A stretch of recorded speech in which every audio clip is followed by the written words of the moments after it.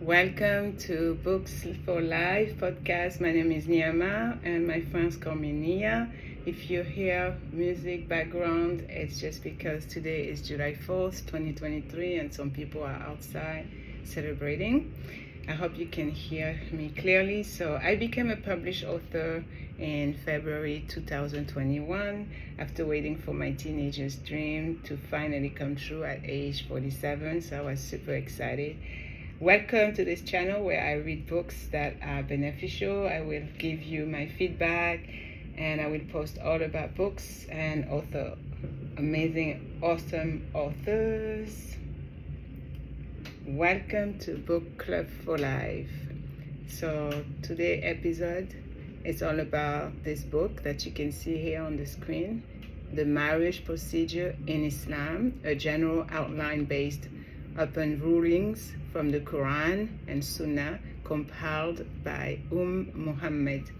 So Muhammad wrote, this booklet is the result of a number of requests over the past few years from individuals and groups of English-speaking Muslims for information on how one should go about marriage and the correctness or desirability of certain common practices.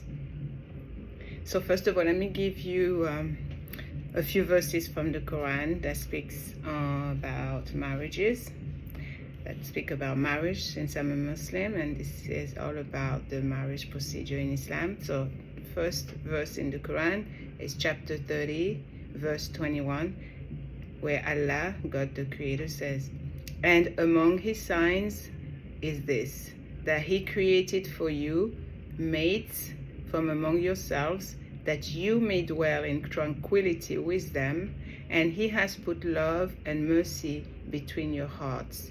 Verily, in that are signs for those who reflect."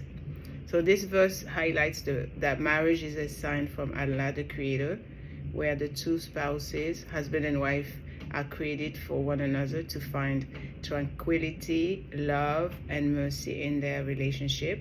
The second verse is chapter 7 in the Quran, verse 189, where Allah says, "And of his signs is that he created for you from yourselves mates, that you may find tranquility in them, and he, Allah, placed between you affection and mercy. Indeed, in that are signs for a people who give thoughts." So similarly to the previous verse that I just mentioned, this one, verse 189 of chapter 7, emphasizes that marriage is a means to find tranquility and affection between husband and wife, serving as a sign from God Allah. The third verse in the Quran is in chapter 24, verse 32, where Allah says, "And marry those among you who are single, a male and a female, and those who are fit among your male slaves and your female slaves. If they are poor, Allah will enrich them from his bounty, and Allah is all-encompassing and knowing." So obviously, we don't have slaves now on 2023, but this verse was specifically reserved for at the time of the Prophet back in 7th century, where they were still having slaves. So this verse is regarding marrying also your slave. So it encourages believers to marry those who are single and suitable for them, including the slave, that particular verse. It also highlights that if a couple is financially challenged, meaning they have financial difficulty, then Allah, God, will provide for them from his bounties. The fourth verse is from chapter 4, verse 1, where Allah says, "O mankind, fear your Lord who created you from one soul and created from it its mate and dispersed from both of them many men and women. And fear Allah your Lord, through whom you ask one another and the wombs. Indeed, Allah is ever over you an observer." So this verse reminds humanity of the origin of creation from one single soul, emphasizing that the connection and unity between spouses is very strong and very sacred. It also encourages believers to fear Allah, God the Creator, and maintain righteous behavior in their relationships. So these verses that I just quoted provide a glimpse into the Quran's teachings on marriage, emphasizing the importance of love, having mercy, and feeling of tranquility, and maintaining a strong relationship with Allah during your marital union.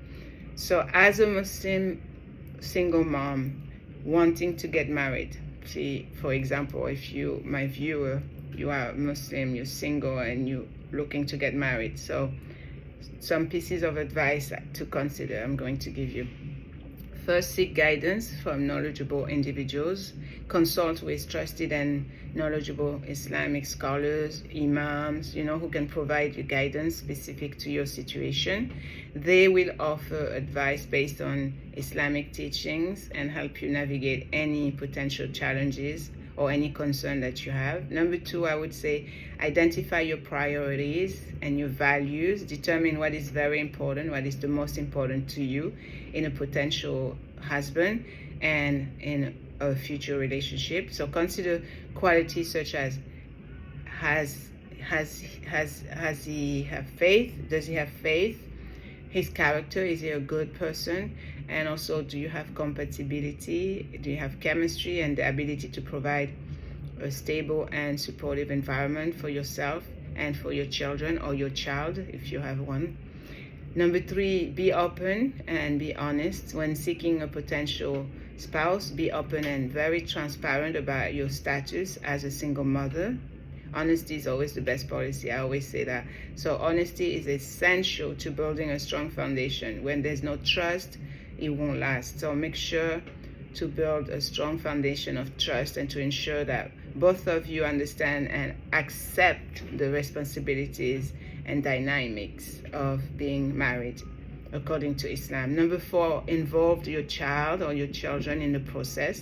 So if your child or your children are old enough, just have a candid discussion with them about your decision to get married again and involve them in the process. Don't keep them in the dark. Taking their feelings and opinions into consideration is very important. This can help now create a smoother transition and foster a harmonious family dynamic, especially when they are so used to you being by yourself and being alone, not having a man with you.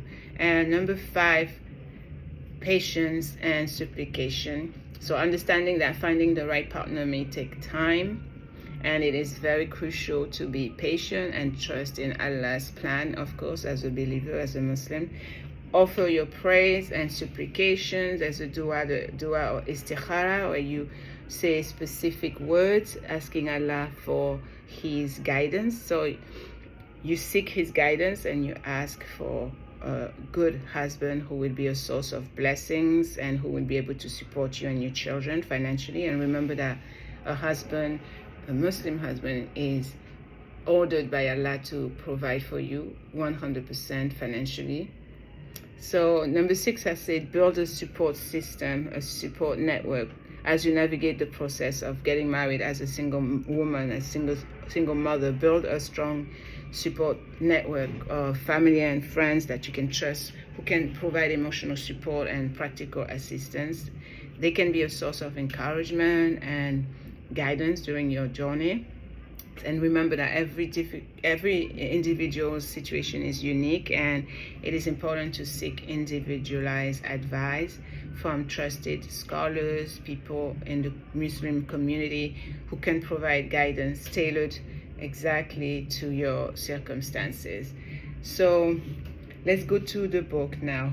So the book has 11 small chapters and a conclusion, which at the end of the book, it has a list of references, book titles, and different authors. On page 12, the writer Muhammad, she speaks about the 5 forbidden types of marriages according to Islam teachings. So the first is marrying a close relative, meaning incest, like a woman marrying her own child or a man marrying his own mother. Number 2, forbidden marriage is what is called temporary marriage. Number 3, a marriage in which the wife hasn't received her marriage gift, which is an obligation in Islam.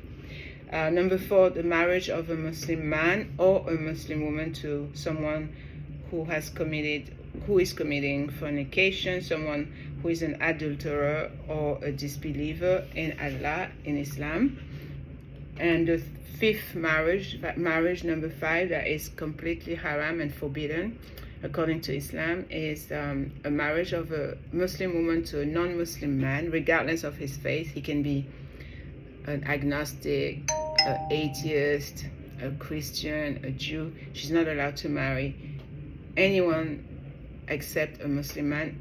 And also the marriage of a Muslim man to any woman who's not Christian, who's not Muslim, and who's not Jewish. Meaning a Muslim man is allowed to marry a Christian woman, a Muslim man is allowed to marry a Jewish woman as long as she is chaste. On page 19, Muhammad shares with us 3 authentic narrations from Ahmed, Abu Dawood, At-Tirmidhi, An-Nasai, and Ibn Majah. So the first narration can be found in 2 sources, in Ahmed and Abu Dawood, and it says, when one of you seeks a woman in marriage, if he is able to see that which invites him to marry her, then let him do so. The second narration can be found in Ahmed, Abu Dawood, At-Tirmidhi, An-Nasai, and in Abu Majah. It says, look at her, for it is more likely to establish affection between you. The third narration can be found in Ahmed and in At-Tirmidhi, and it goes as follows. When one of you seeks a woman in marriage, there is no blame on him for looking at her when he only looks at her for that, even though she doesn't know. Meaning a man fancies a woman and he wants to marry her. Before going to ask her hand in marriage, he's allowed to go and have a look at her, even when she's not paying attention or she doesn't even know, she's not aware that he's checking her out. But not like being in a stalking manner, of course. So the book on page 23 shows evidences of the necessity for a woman to have a wali. So a wali in Arabic is a guardian or father figure, or even her own father or uncle or her brother. He will have her best interest in mind, and he can represent her. So when she's about to look for someone, find someone to marry, well, her marriage procedure, the whole process, making sure it's halal, meaning it's lawful according to Islamic teachings, and making sure that she's happy and it's done according to Quran and the Sunnah. Then on page 25, we have several proof and references from the Quran and authentic narrations called the books of Hadith, like Al-Bukhari, Muslim, and Nasai that I mentioned earlier. So the marriage contract, she speaks on that, the announcement of the marriage, as well as the wedding meal, the walima, it's called in Arabic, walima. So you invite a group of people, and once you announce you're getting married, they come, they give you gift, they listen to the marriage khutbah, which is a marriage sermon according to the Sunnah, the example of the last prophet of God. And then the author, Muhammad, on page 41 of this book, The Marriage Procedure in Islam, she writes about the basic rights of the wife and of the husband in reference to the marriage contract. So I highly recommend reading this booklet, which is an easy read because it has only 46 pages. So you can read this literally in less than, I would say in less than an hour. You should have done this read. You should have finished reading this book. I'm going to share with you what the Quran says regarding a Muslim woman marrying a Christian or a Jewish man. So the Quran allows a Muslim man, in regard to a man marrying a Christian or a Jewish woman. So the Quran allows a Muslim man to marry a woman from the people of the book. People of the book are in reference to Jewish people and Christian people. So a Muslim man can marry a Christian woman or a Jewish woman as long as she is chaste. And there are differing opinions among Islamic scholars regarding whether the same applies to Muslim women marrying men from the people of the book, meaning marrying a Christian man or a Jewish man. Some scholars have said that it's permissible, while other scholars have said it's completely haram, meaning it's absolutely unlawful and not permissible, and it's prohibited. So now let me give you some key points regarding the marriage process according to Islamic teachings. So key points.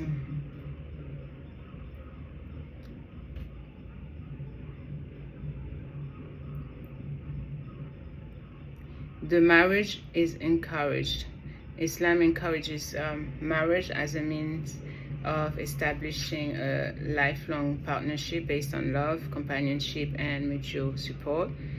Number 2 key point is consent and mutual agreement. So both the bride and the groom must give their free and willing consent to the marriage. So the consent of the bride is particularly important, and her agreement should be sought directly. Number 3, the legal requirements. So Islamic marriage requires the presence of a competent authority, typically an imam or a qadi, that's the Islamic judge. So this person will perform the marriage contract and ensure compliance with legal requirements, and it's always a man, it's never a woman.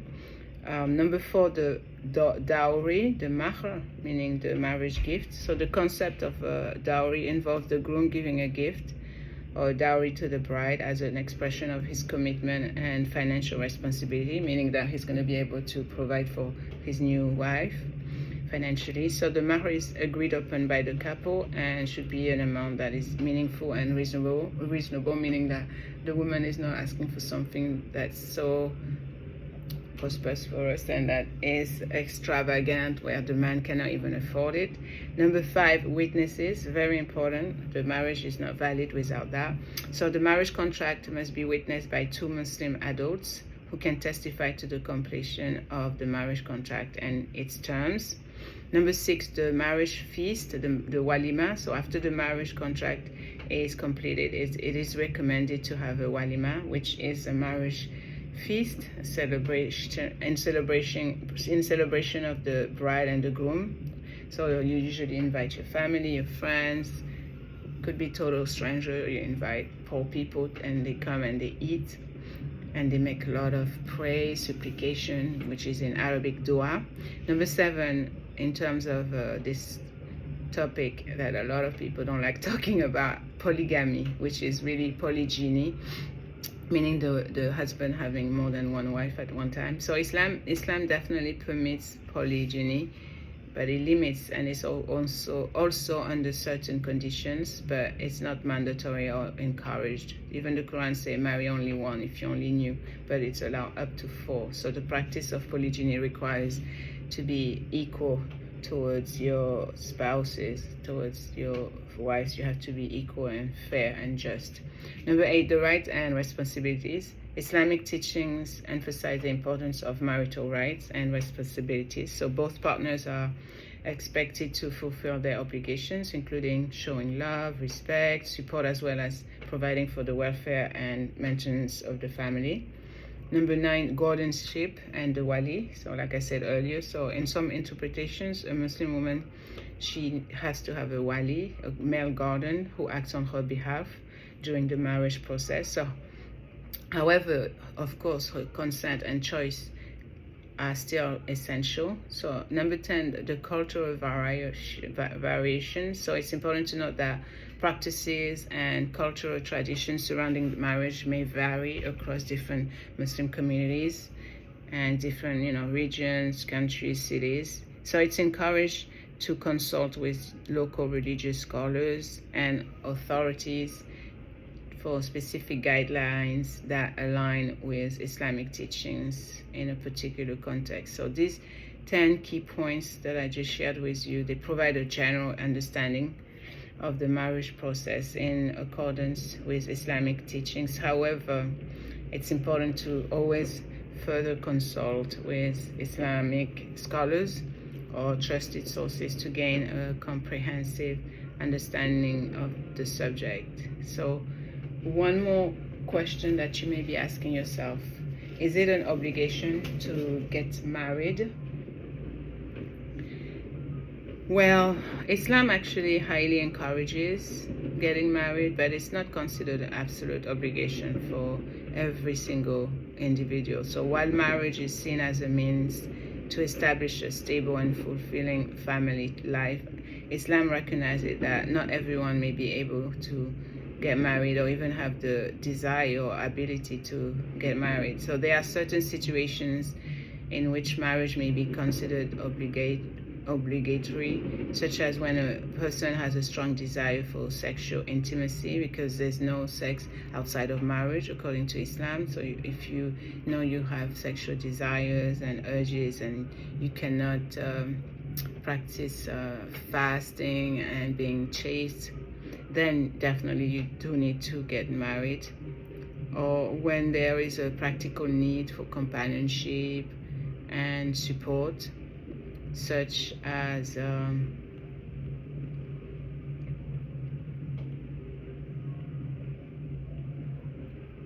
sorry, the music is distracting my thought.